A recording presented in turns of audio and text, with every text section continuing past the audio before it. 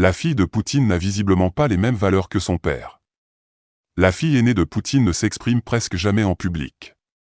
Maria Vorontsova a toutefois accepté de participer à un rare entretien télévisé.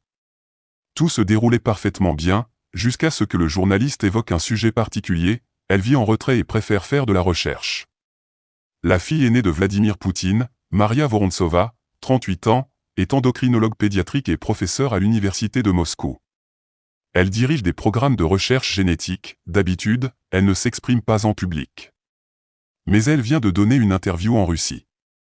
L'entretien de 42 minutes sur le thème de la santé a été publié sur Internet par le Centre de Moscou pour les technologies innovantes. Maria Vorontsova y parle principalement de questions médicales et académiques. Puis la discussion évoque progressivement la guerre en Ukraine. Chez nous, l'être humain est au centre. Lors de l'entretien, le journaliste commence par évoquer les aspects budgétaires de la recherche génétique. La fille de Vladimir Poutine répond alors qu'il s'agit d'un domaine extrêmement coûteux. Mais hors de question pour elle de laisser les patients malades. Car en contribuant à leur guérison grâce aux nouvelles technologies et leur permettant de réintégrer le monde du travail, son centre de recherche participe à la croissance économique du pays. Mais le facteur humain ne doit pas pour autant être négligé. Souligne Maria Vorontsova, nous ne devons pas uniquement tenir compte des aspects économiques. Pour de tels patients, chaque jour passé sur Terre ne s'évalue pas en termes d'argent.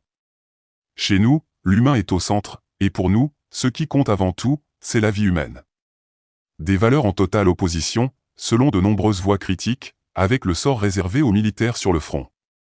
Il y a 2 ans, Vladimir Poutine avait par ailleurs déclaré lors d'une rencontre avec des mères de soldats qu'il valait mieux mourir au front, avec dignité, plutôt que de complications liées, notamment, à l'alcoolisme. Nous mourrons tous un jour.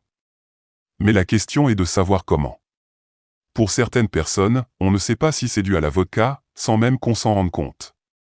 Votre fils, lui, a atteint un but. Sa vie a été utile et significative, avait déclaré le président de Russie. Elle aime le surf et le ski. Maria Vorontsova achève l'entretien en évoquant un rêve personnel. Je souhaite que les gens aient la possibilité de se connaître eux-mêmes. Pour que nous puissions tous mieux nous comprendre et mieux communiquer, déclare la quadragénaire.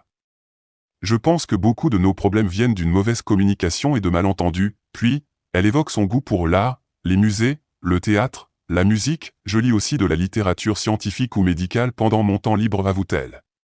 Elle ferait également du sport plusieurs heures par semaine, et s'adonnerait à la pratique du surf et du ski. Maria Vorontsova figure sur les listes des personnes sanctionnées des États-Unis et de l'UE. Ses avoirs ont donc été gelés.